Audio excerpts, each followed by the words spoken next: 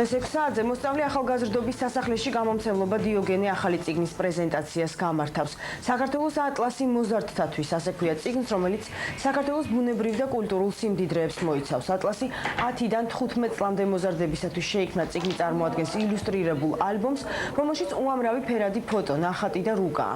ატლასის საშუალებით მკითხველი საქართველოს ბუნებას, გეოგრაფიულ წარსულსა და კულტურულ მემკვიდრეობას გაეცნობა.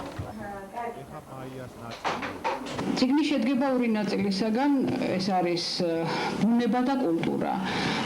საერთოდ ეს არის ატლასი მოზარდთათვის, გათვლილი არის 12-15 წლის ასაკის მკითხველისათვის.